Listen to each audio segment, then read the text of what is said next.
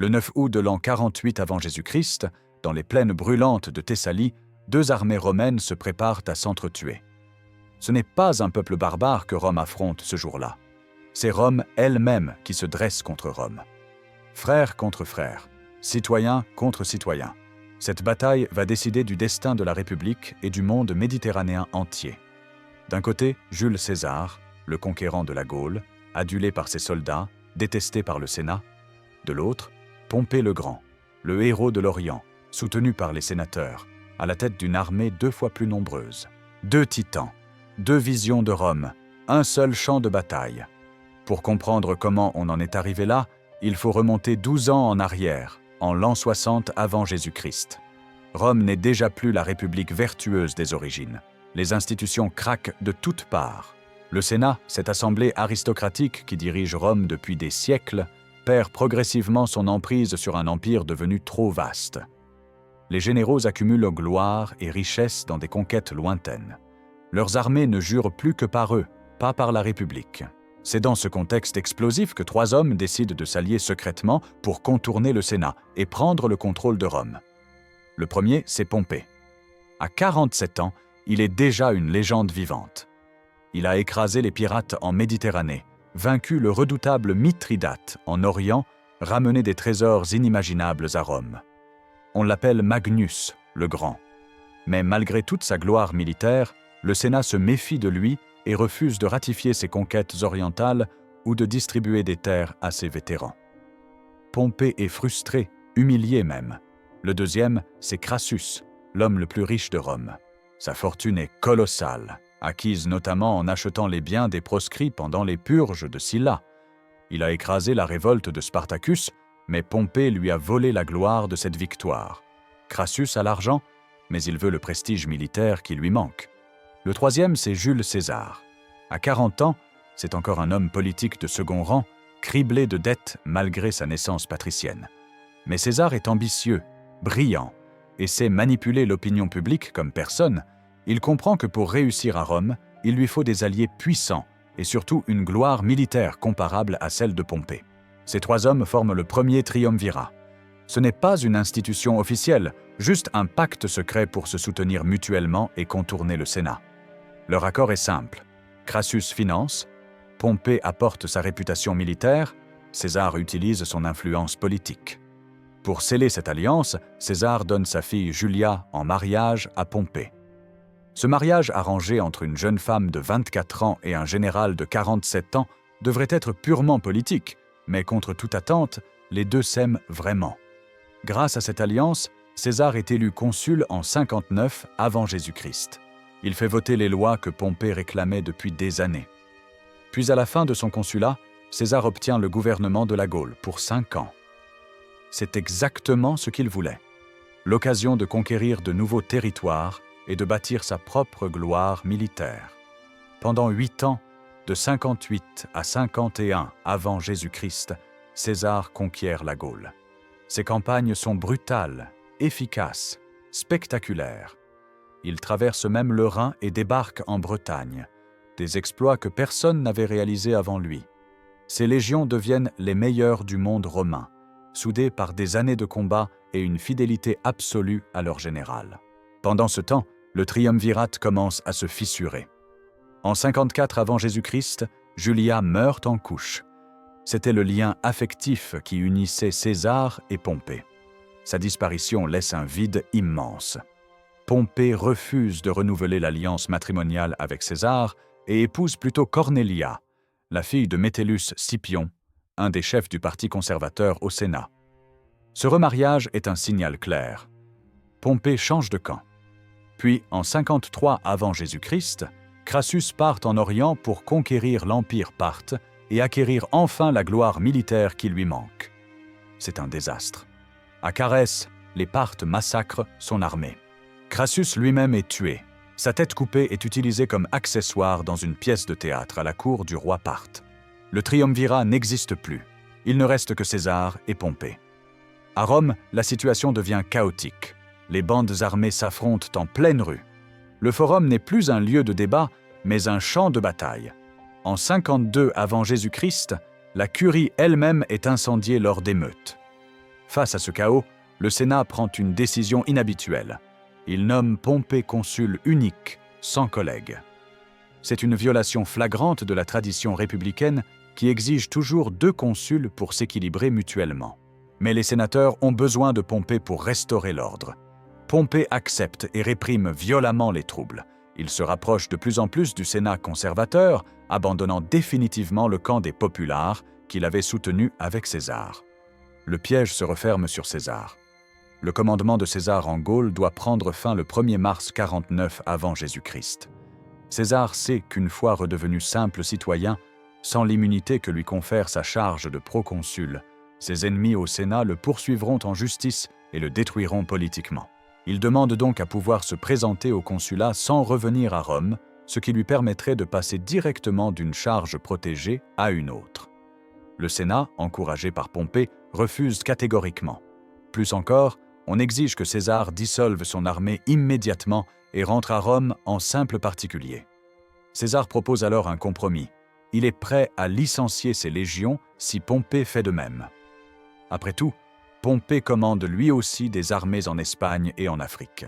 Cette demande est logique d'un point de vue légal, mais elle irrite profondément les conservateurs du Sénat. Ils voient alors bien que César joue au plus malin. Pompée, poussé par les sénateurs, accuse César d'insubordination et de trahison. Le Sénat vote un Senatus consulte ultime, déclarant que l'État est en danger et confiant la République aux consuls et aux proconsuls, c'est-à-dire essentiellement à Pompée. César est déclaré ennemi public. Il n'a plus le choix. Dans la nuit du 11 au 12 janvier 49 avant Jésus-Christ, César prend la décision qui va changer l'histoire de Rome. Avec une seule légion, la 13e, il franchit le Rubicon, ce petit fleuve qui marque la frontière entre la Gaule cisalpine et l'Italie proprement dite. En vertu de la loi romaine, aucun général ne peut franchir cette frontière avec des troupes armées sans autorisation du Sénat. En traversant le Rubicon, César devient officiellement un rebelle. C'est à ce moment qu'il aurait prononcé la phrase célèbre « Alea jacta est », le sort en est jeté. Il n'y a plus de retour en arrière possible. C'est la guerre civile. La réaction de Pompée et du Sénat est d'abord la panique totale. Ils s'attendaient à ce que César négocie, supplie, pas à ce qu'il attaque. Rome n'est pas défendue. Pompée n'a que 3 légions en Italie et elles sont mal préparées. César, lui, avance à une vitesse stupéfiante. 2 autres légions le rejoignent rapidement depuis la Gaule. Les villes tombent les unes après les autres sans résistance. Pire encore pour Pompée, beaucoup de garnisons font défection et rallient César. Le conquérant de la Gaule est populaire auprès du peuple et des soldats. Pompée comprend qu'il ne peut pas défendre l'Italie. Il prend alors une décision stratégique. Abandonner Rome et l'Italie, traverser l'Adriatique avec ses troupes et le Sénat, et reconstituer ses forces en Orient, où il dispose de nombreux alliés et de ressources considérables. C'est peut-être une erreur psychologique majeure. En quittant Rome, Pompée donne l'impression d'abandonner le cœur de la République. César entre dans Rome sans combattre en mars 49 avant Jésus-Christ. Mais il ne peut pas s'y attarder. Pompée contrôle toujours l'Espagne avec 7 légions. César décide de frapper là d'abord. Sa célèbre phrase résume sa stratégie « Je vais combattre une armée sans chef en Espagne, puis je combattrai un chef sans armée en Grèce. » La campagne d'Espagne est brillante. En quelques mois, sans bataille rangée majeure, César manœuvre si habilement qu'il contraint les lieutenants de Pompée, Afranius et Petreius à se rendre. Il gracie les soldats vaincus et les renvoie, certains rejoindront même ses rangs. C'est une politique délibérée. César veut montrer qu'il est clément, qu'il ne cherche pas à massacrer des citoyens romains. C'est un contraste voulu avec les proscriptions sanglantes de Sylla une génération plus tôt. Au début de l'année 48 avant Jésus-Christ, César est prêt à affronter Pompée directement. Il débarque en Épire, sur la côte albanaise actuelle, avec 7 légions.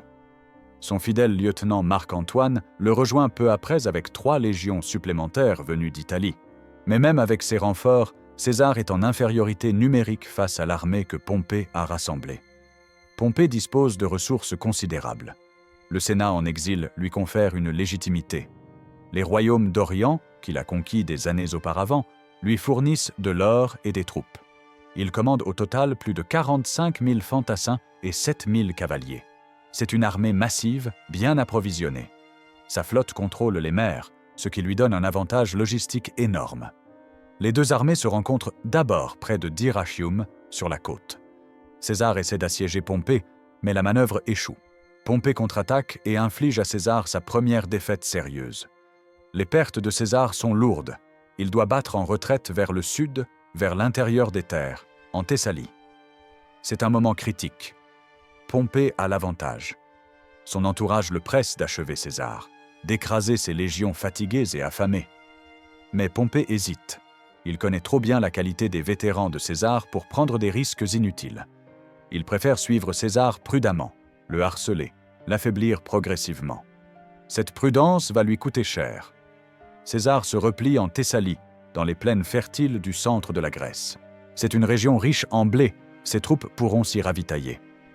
Il établit son camp au nord du fleuve Énipée, un affluent du Péné, près de la ville de Pharsale. Pompée le suit et installe son propre camp à environ 5 km au nord-ouest, sur les pentes d'une colline. Cette position lui donne une vue dominante sur la plaine. Pendant plusieurs jours, les deux armées restent face à face sans engager le combat. César propose la bataille chaque jour, rangeant ses troupes en ordre de bataille dans la plaine. Mais Pompée refuse systématiquement d'engager. Sa stratégie est claire.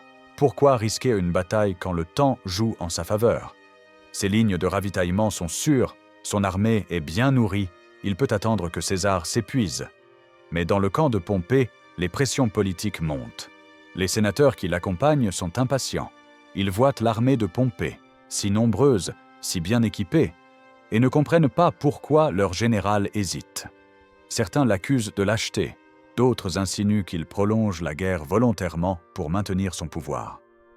Caton, Métellus Scipion, Afranius, tous ces nobles exigent qu'on en finisse.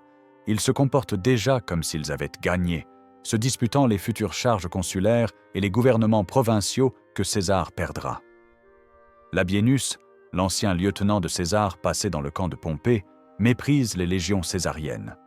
Il prétend que ce ne sont plus les terribles guerriers qui ont conquis la Gaule. Beaucoup sont morts, dit-il.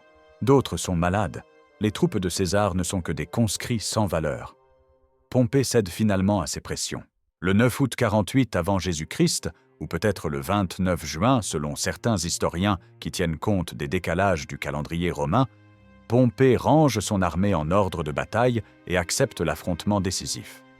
César, qui s'apprêtait justement à lever le camp pour chercher ailleurs de meilleures conditions, voit les troupes de Pompée se déployer. Il ordonne immédiatement à ses soldats de se préparer au combat. Après des semaines d'attente, la bataille tant attendue va enfin avoir lieu. Les chiffres parlent d'eux-mêmes. Pompée aligne environ 47 000 fantassins organisés en 11 légions, plus 2000 vétérans réengagés appelés bénéficiarii. À cela s'ajoutent 7000 cavaliers, principalement des chevaliers italiques issus des riches familles équestres de Rome, mais aussi des contingents venus de Cilicie, d'Asie et de Syrie. Ce sont des jeunes gens de bonne famille, bien montés, bien armés, mais pour beaucoup sans expérience réelle du combat. Pompée dispose aussi de nombreux auxiliaires, des frondeurs thraces réputés pour leur précision meurtrière, des archers crétois dont les flèches peuvent percer une armure à 100 mètres. C'est une armée imposante, diversifiée, mais avec un problème majeur. Beaucoup de ces soldats sont des recrues sous-récentes, levés en hâte en Orient. Ils n'ont pas l'expérience du combat, ni la cohésion forgée par des années de campagne commune. Face à cette masse, César ne peut aligner que 22 000 fantassins, soit l'équivalent de 8 légions à plein effectif, bien qu'il en commande officiellement 11, toutes en sous-effectif après des années de guerre. Sa cavalerie est réduite à 1000 hommes, essentiellement des Gaulois et des Germains. Des guerriers redoutables mais largement dépassés en nombre par les cavaliers de Pompée. Mais ces 22 000 hommes de César ont un avantage décisif, l'expérience. Ce sont les vétérans de la guerre des Gaules, des hommes qui ont combattu pendant 8 ans sous les ordres de César, qui ont affronté les guerriers celtes, les tribus germaniques, les Bretons. Ils ont survécu à des dizaines de batailles. Ils sont soudés, disciplinés et surtout, ils ont une confiance absolue en leur général. Les deux armées se déploient selon le modèle classique romain, 3 lignes d'infanterie en profondeur. Pompée place son flanc droit le long de la rivière Énipée, une position solide qui protège ce côté de toute attaque de flanc. Au centre, il met Scipion, son beau-père, avec 2 légions levées en Syrie. Sur son flanc droit, Afranius commande une légion et plusieurs cohortes hispaniques. Mais c'est sur son flanc gauche que Pompée concentre sa force de frappe. Lui-même prend le commandement de ce secteur avec la 1re et la 15e légion. 2 légions qui servaient autrefois sous César, en Gaule, mais qui ont choisi de respecter la légalité du Sénat et sont passées dans son camp. À côté de ces légions, Pompée masse toute sa cavalerie, 7000 cavaliers, ses frondeurs, ses archers. C'est son coup de masse, la force qui doit écraser l'aile droite de César et envelopper son armée. César, de son côté, adopte un déploiement plus équilibré. Sur son flanc gauche, il place Marc-Antoine avec les 8e et 9e légions. Au centre, Domitius Calvinus.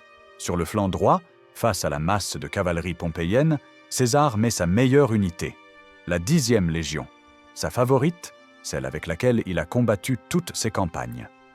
Il la place sous le commandement de Publius Cornelius Sulla, le neveu du dictateur Sylla, mais César lui-même se tient à cet endroit. Il sait que c'est là que se jouera la bataille.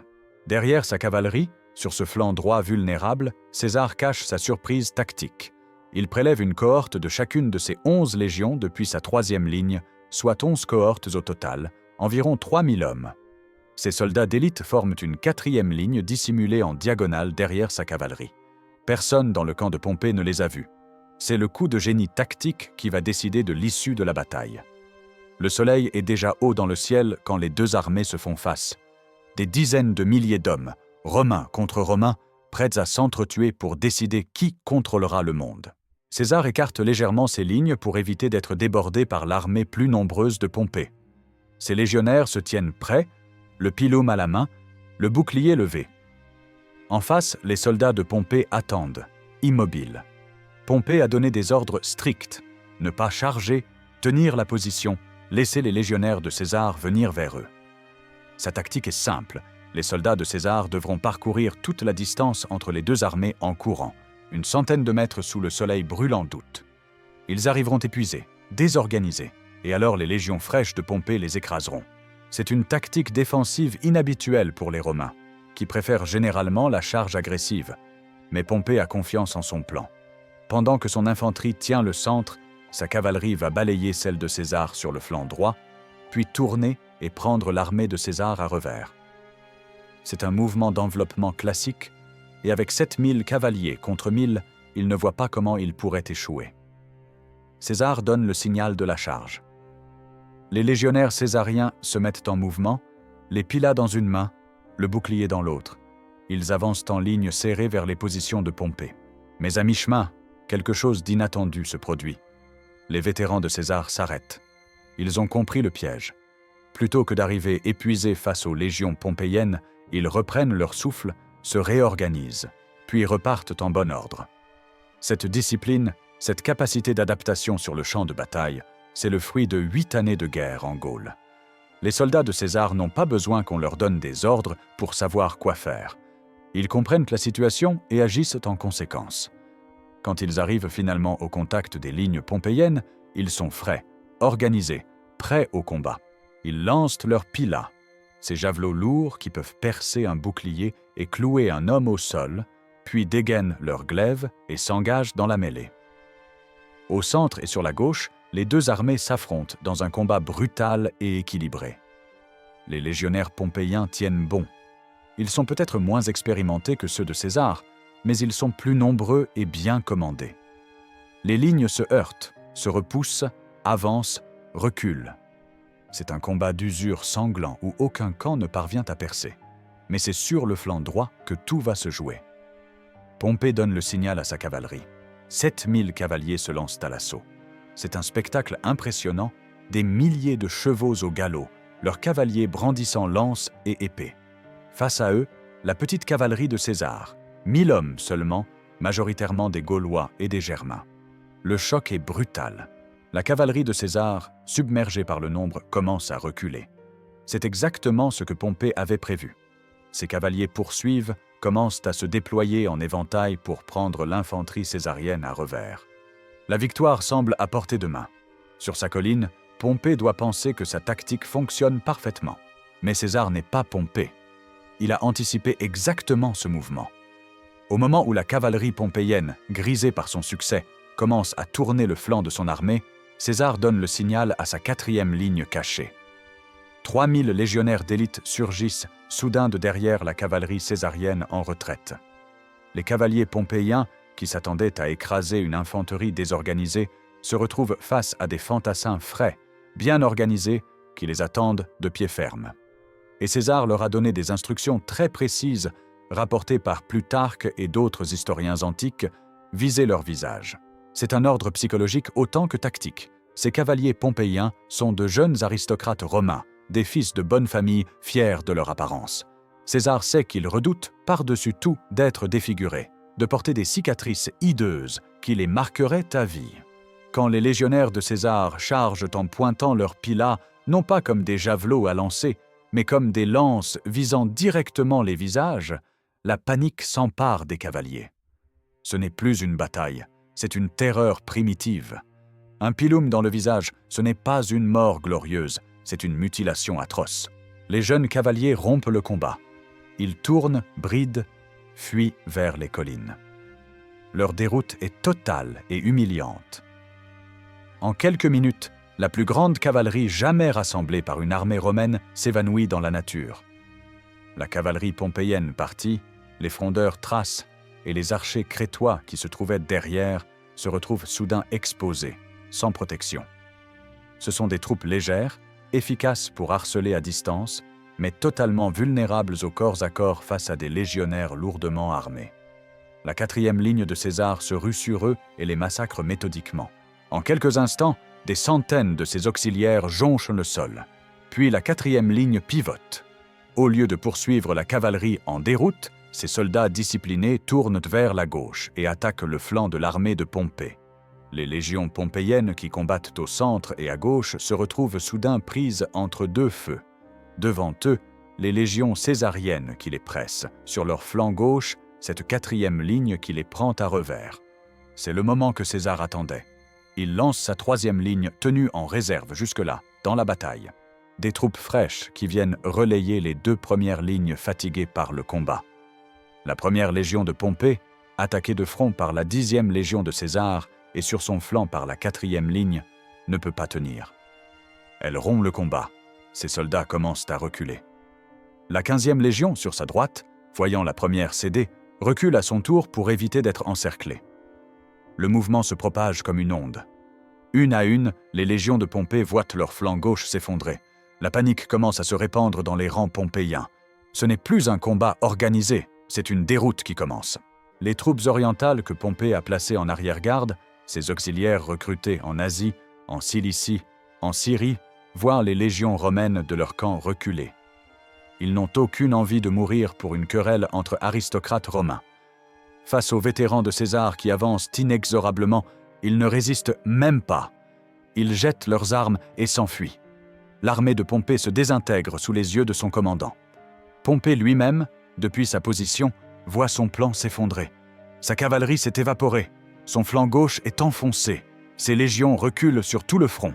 Il comprend que la bataille est perdue. Sans un mot, il tourne bride et galope vers son camp. Il ne commande même pas de retraite organisée. Il abandonne ses troupes sur le champ de bataille et fuit. Le camp de Pompée est à 5 kilomètres en arrière. Quand Pompée y arrive, il est en état de choc. Cet homme qui a vaincu tant d'ennemis, qui s'est couvert de gloire en Orient, vient d'être battu par un adversaire en infériorité numérique. Il ordonne aux cohortes de garde du camp de défendre la position jusqu'au bout. Puis il se retire dans son prétorium, sa tente de commandement. Dehors, c'est la débâcle totale. Les légionnaires pompéiens qui ont rompu le combat courent vers le camp, poursuivis par les soldats de César. Certains tentent de se regrouper, de former une ligne de défense, mais c'est inutile. Les vétérans de César, galvanisés par leur victoire, sont implacables. César lui-même est sur le champ de bataille, encourageant ses hommes. Mais il leur donne aussi des ordres stricts. Épargnez les légionnaires romains qui se rendent ou qui fuient. La clémence, encore et toujours. César ne veut pas être vu comme un boucher massacrant des citoyens romains. Il veut montrer qu'il combat pour restaurer la dignité bafouée, pas pour détruire Rome. Ses soldats obéissent, pour la plupart. Il laisse fuir les légionnaires pompéiens désarmés et se concentre sur la prise du camp ennemi. Le camp de Pompée tombe vers midi. Les cohortes de garde, dépassées par le nombre, sont massacrées. Les légionnaires de César se ruent sur les tentes, pillent tout ce qu'ils trouvent. C'est le moment où la discipline se relâche, où les soldats réclament leur récompense pour la victoire. Ils découvrent un camp préparé comme pour une célébration. Les officiers de Pompée avaient tellement confiance en leur victoire qu'ils avaient fait dresser des tentes luxueuses, orner les tables, préparer du vin frais. Certains avaient même fait tailler des couronnes de myrte pour la parade triomphale qu'ils comptaient organiser après avoir écrasé César. Cette arrogance va leur coûter cher. Les soldats de César, ces vétérans qui ont dormi dans la boue pendant 8 ans en Gaule, qui ont souffert du froid, de la faim, qui n'ont jamais été payés correctement, découvrent le luxe dans lequel vivaient leurs adversaires. Leur colère monte. Ils détruisent tout, brûlent les tentes somptueuses, s'emparent des trésors. Les esclaves, les serviteurs, les goujats du camp sont capturés et vendus. Pompée, lui, a déjà quitté le camp par l'arrière. Il galope vers Larissa, la ville principale de Thessalie. Il est brisé, humilié, vaincu. Le grand Pompée, le conquérant de l'Orient, vient de perdre la bataille décisive de sa vie face à César. Le bilan de la bataille est accablant pour le camp pompéien. Les chiffres varient selon les sources, mais tous s'accordent sur l'ampleur du désastre. César lui-même, dans ses commentaires, affirme que l'armée de Pompée a perdu environ 15 000 hommes, 6 000 légionnaires romains tués et 9 000 auxiliaires. 24 000 soldats se sont rendus. 180 enseignes et 9 aigles de légion, les symboles sacrés des légions romaines, ont été capturés. C'est une humiliation sans précédent. Du côté de César, les pertes sont étonnamment faibles. Plutarque parle de 1200 morts, César lui-même affirme avoir perdu moins de 200 hommes. Ces chiffres sont peut-être exagérés pour amplifier l'éclat de la victoire, mais même en tenant compte d'une propagande probable, il est clair que les pertes césariennes sont minimes comparées à celles de Pompée. La bataille de Pharsale vient de démontrer une vérité brutale. L'expérience et le génie tactique peuvent l'emporter sur la supériorité numérique. Les 3000 hommes de la 4e ligne de César, placés au bon endroit au bon moment, ont décidé du sort d'une armée 2 fois plus nombreuse. Après la bataille, César inspecte le champ de bataille. Partout, des cadavres romains, des légionnaires morts des 2 côtés. C'est un spectacle qui le trouble profondément. Selon Plutarque et Suétone, César prononce une phrase qui résume son état d'esprit « Hoc voluerunt ». Ils l'ont voulu. C'est une phrase ambiguë. Qui est « il » ? Les sénateurs qui ont forcé Pompée à livrer bataille ? Pompée lui-même qui a choisi l'affrontement plutôt que la négociation ? Ou peut-être César pense-t-il à tous ceux qui ont refusé ses offres de compromis, qui l'ont forcé à franchir le Rubicon, qui ont rendu cette guerre civile inévitable ? Mais César ne s'attarde pas sur ces réflexions. Il a gagné une bataille, pas la guerre. Pompée est toujours vivant, et tant qu'il le reste, il représente un danger. Pompée, pendant ce temps, arrive à Larissa.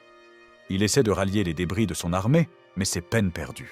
Les soldats sont démoralisés, beaucoup désertent, d'autres se rendent aux patrouilles césariennes. Pompée comprend qu'il ne peut pas reconstituer une armée en Grèce. Il doit fuir plus loin, trouver refuge dans une province où il pourra lever de nouvelles troupes. Il pense à l'Afrique, où Caton et Scipion ont déjà commencé à rassembler les restes du parti sénatorial. Mais l'Afrique est loin, et Pompée craint de ne pas y arriver. Il décide de se diriger vers l'Égypte. C'est un choix qui semble logique.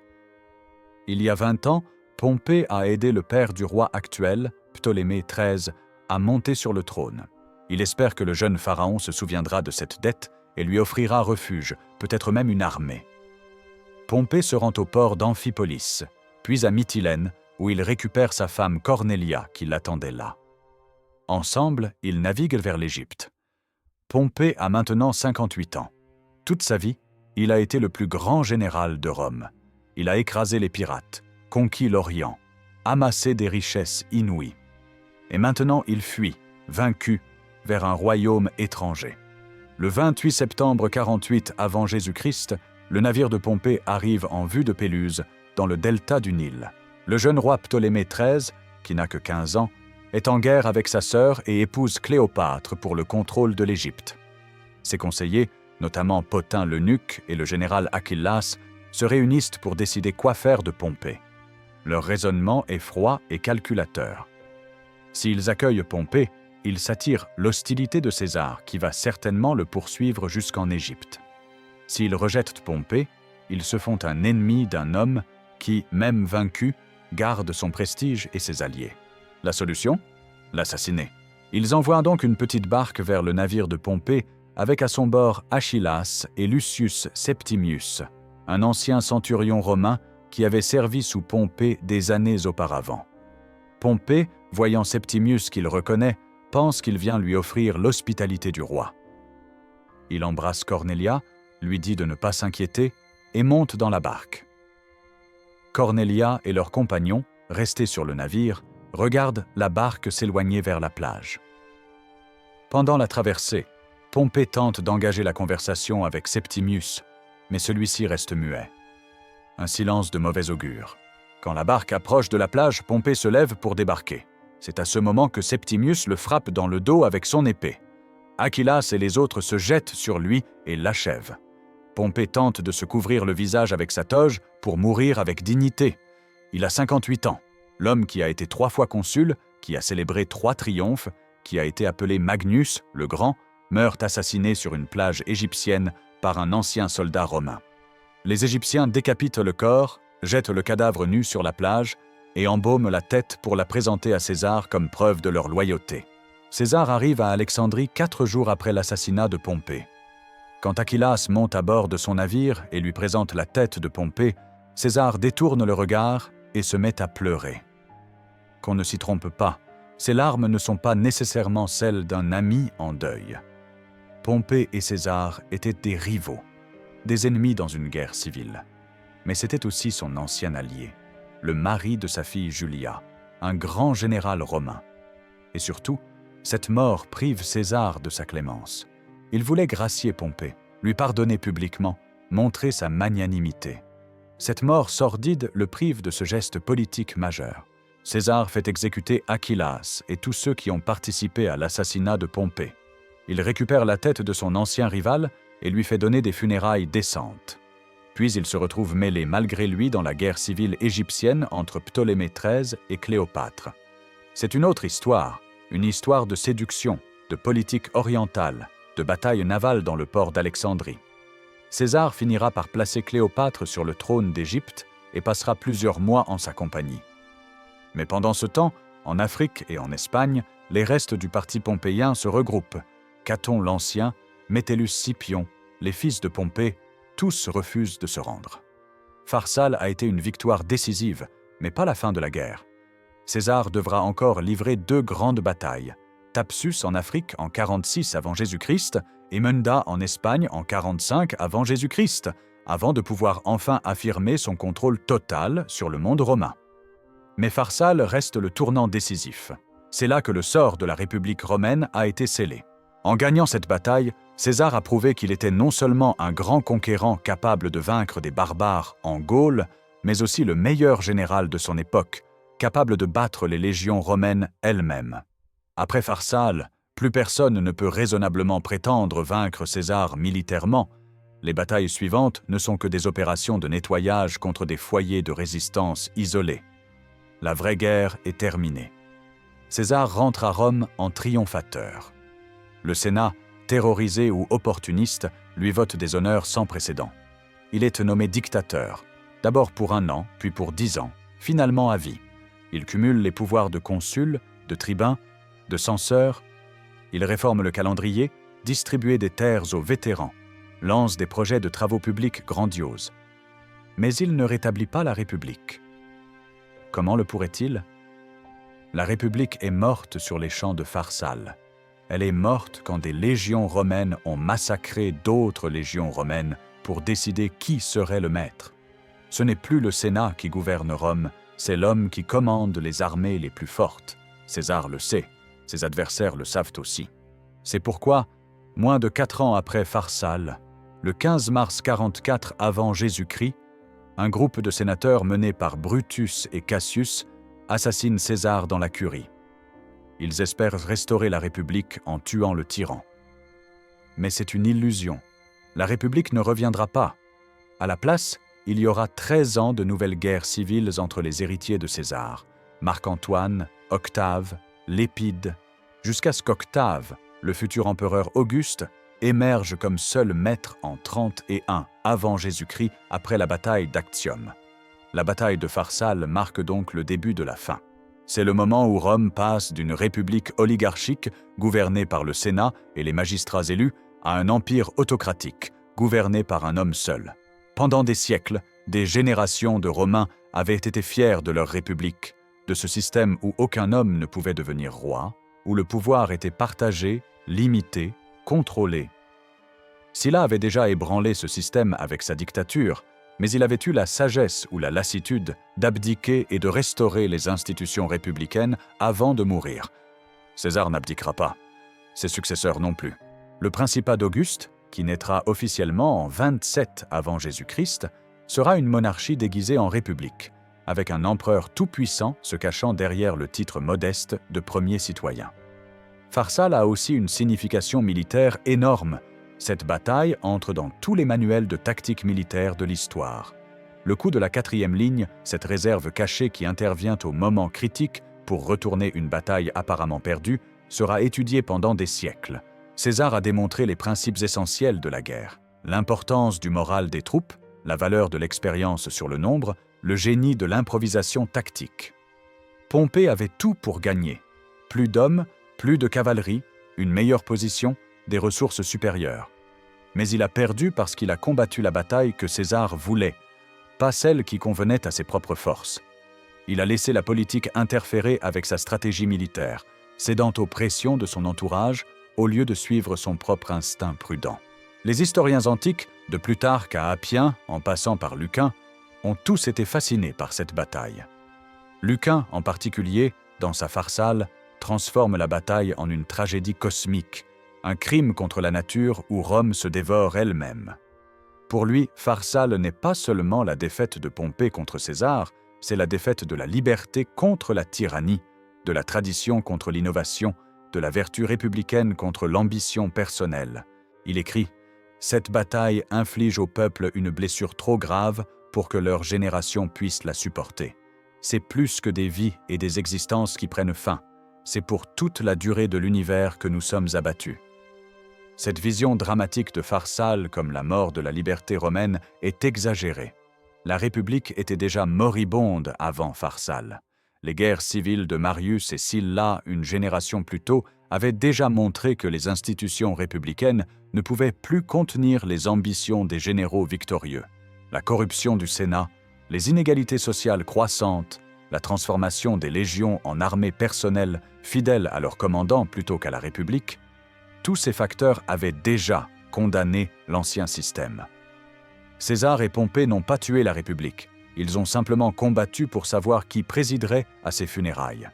Pourtant, on ne peut pas ignorer le génie personnel de Jules César tel qu'il s'est manifesté à Pharsale.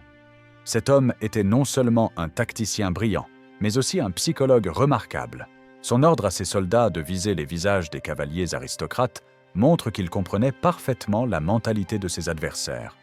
Il savait que ces jeunes nobles n'avaient pas la même résistance mentale que ces vétérans endurcis. Il savait comment semer la panique dans leurs rangs. Sa décision de créer une 4e ligne était audacieuse et risquée. En prélevant des cohortes de sa ligne arrière, il affaiblissait le reste de son dispositif.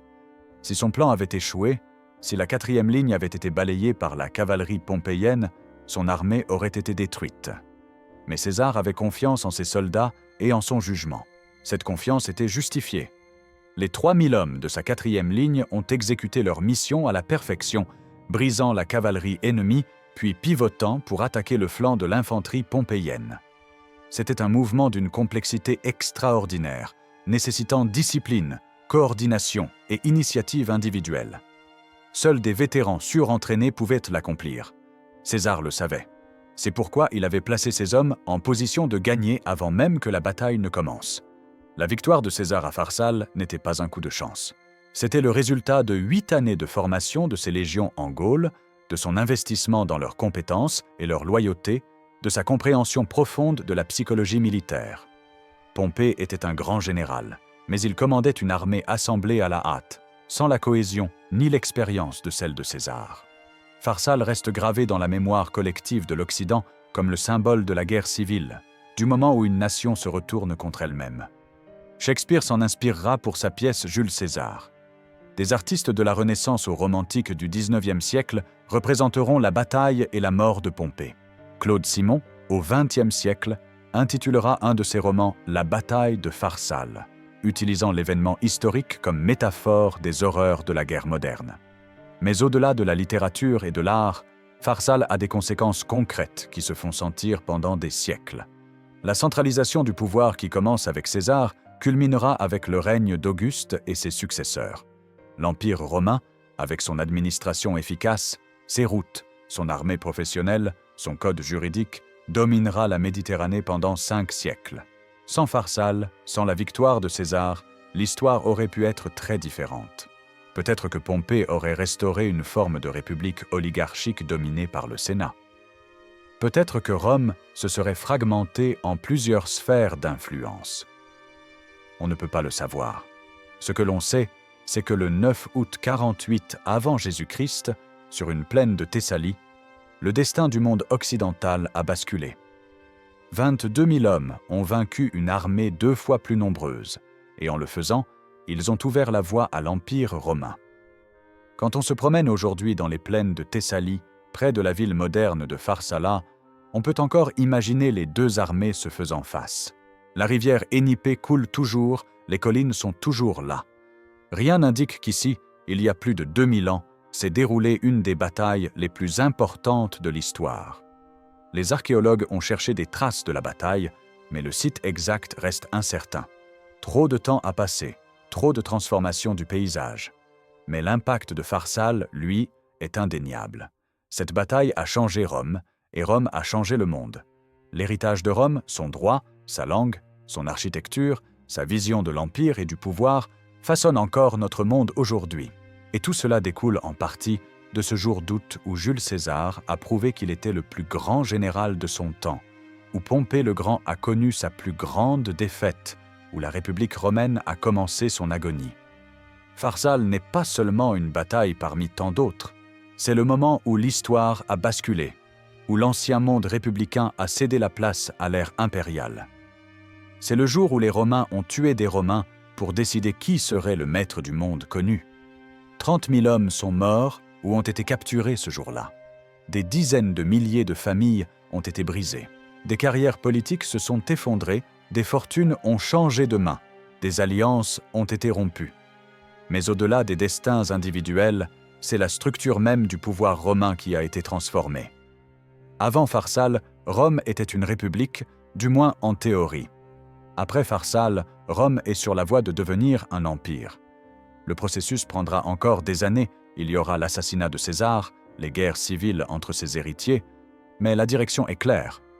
Le pouvoir appartient désormais à celui qui contrôle les légions, pas à celui qui séduit le Sénat.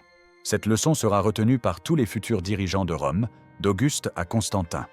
Les empereurs romains maintiendront toujours le contrôle de l'armée, car ils savent que c'est là que réside le vrai pouvoir. Que peut-on apprendre de la bataille de Pharsale, plus de 2000 ans après les faits?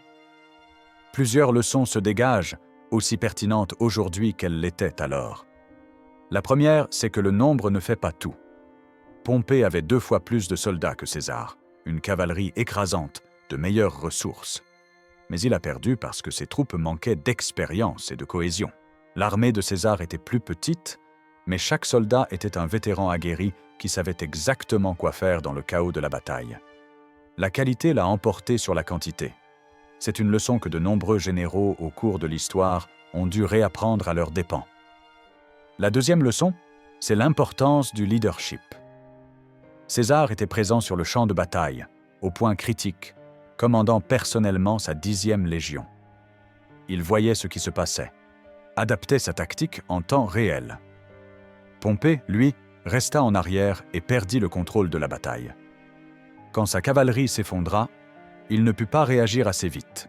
Quand ses légions commencèrent à reculer, il était déjà trop tard. Un bon général ne se contente pas de donner des ordres avant la bataille, il doit être prêt à s'adapter quand les plans initiaux échouent. La troisième leçon, c'est le danger de laisser la politique interférer avec la stratégie militaire. Pompée savait qu'il ne devait pas livrer bataille. Sa stratégie d'attrition fonctionnait, César s'affaiblissait jour après jour. Mais les sénateurs qui l'accompagnaient ne comprenaient pas cela. Ils voulaient une victoire rapide, spectaculaire. Ils ont poussé Pompée à engager le combat avant qu'il ne soit prêt. Cette pression politique a coûté la bataille à Pompée. La quatrième leçon, c'est que les guerres civiles sont les pires de toutes les guerres. Quand une nation se retourne contre elle-même, il n'y a pas de vrai vainqueur. César a gagné Pharsale, mais à quel prix? 15 000 Romains morts, des légions entières détruites, le tissu social de la République déchiré. Les guerres civiles laissent des blessures qui mettent des générations à guérir. Rome ne s'est jamais vraiment remise de ces guerres civiles du 1er siècle avant Jésus-Christ. Elle a survécu, elle a même prospéré sous l'Empire, mais la République, avec ses idéaux de liberté et de gouvernement partagé, était morte à jamais. Enfin, Pharsale nous rappelle la fragilité des institutions politiques. La République romaine avait duré presque 5 siècles. Elle semblait inébranlable, éternelle. Pourtant, en quelques décennies, elle s'est effondrée. Les institutions ne survivent pas automatiquement, elles doivent être défendues, adaptées, renouvelées. Quand elles deviennent rigides, quand elles ne répondent plus aux besoins de la société, elles finissent par céder face à ceux qui promettent un changement radical. Le 9 août 48 avant Jésus-Christ, dans les plaines de Pharsale, ce n'est pas seulement Pompée qui a été vaincu. C'est toute une conception du pouvoir romain qui s'est effondrée. La République des patriciens, du Sénat omnipotent, des consuls élus qui se succédaient chaque année, tout cela appartenait désormais au passé. L'avenir appartenait aux empereurs, aux autocrates, aux hommes forts qui commandèrent les légions. Jules César n'a pas voulu cet avenir, du moins pas consciemment. Il s'est retrouvé dans une situation où il devait soit accepter sa destruction politique, soit se battre. Il a choisi de se battre, et sa victoire à Pharsale a scellé le destin de Rome pour les siècles à venir. Aujourd'hui, plus de 2000 ans après, nous vivons toujours avec l'héritage de cette bataille. Notre vocabulaire politique, nos concepts juridiques, notre architecture monumentale, tout cela descend en ligne directe de Rome impériale. Et Rome impériale a commencé à Pharsale, le jour où César a prouvé qu'un homme déterminé, avec des soldats loyaux et un génie tactique, pouvait vaincre une armée républicaine 2 fois plus nombreuse et changer le cours de l'histoire. La bataille de Pharsale nous rappelle que l'histoire n'est pas inévitable. Si Pompée avait gagné, si César était mort sur ce champ de bataille en Thessalie, le monde serait différent aujourd'hui. Peut-être moins centralisé, peut-être plus fragmenté. Mais César a gagné, et son triomphe a ouvert la voie à l'unification du monde méditerranéen sous un seul pouvoir. Cette unification a permis la Pax Romana, 2 siècles de paix relative qui ont favorisé le commerce, la diffusion de la culture, la prospérité. Mais elle a aussi signifié la fin de la liberté républicaine, la concentration du pouvoir entre les mains d'un seul homme. Comme toujours dans l'histoire, il y a eu des gains et des pertes. Pharsale reste donc une bataille fascinante, non seulement pour ses aspects militaires, la 4e ligne de César, l'effondrement de la cavalerie pompéienne, la déroute finale, mais aussi pour ses implications politiques et historiques profondes. C'est une de ces rares batailles dont on peut dire qu'elle a vraiment changé le monde. Comme Marathon, comme Waterloo, comme Stalingrad, Pharsale appartient à ce petit groupe d'affrontements militaires dont les conséquences résonnent à travers les siècles. Quand on étudie Pharsale, on ne peut s'empêcher de se demander ce que César et Pompée pensaient vraiment ce jour-là. Regrettaient-ils d'en être arrivés là, à commander des armées romaines qui s'entretuaient? Ou étaient-ils trop pris dans la logique implacable du pouvoir pour avoir des regrets? César, dans ses commentaires, reste laconique sur ses émotions. Pompée ne nous a rien laissé. Il est mort quelques semaines après sa défaite. Nous ne saurons jamais vraiment ce qu'il ressentait, mais nous connaissons les faits. Le 9 août 48 avant Jésus-Christ, près de la petite ville de Pharsale, 22 000 soldats romains ont vaincu 47 000 autres soldats romains, et ce faisant, ils ont mis fin à la République romaine et inauguré l'ère impériale. Le reste, comme on dit, appartient à l'histoire.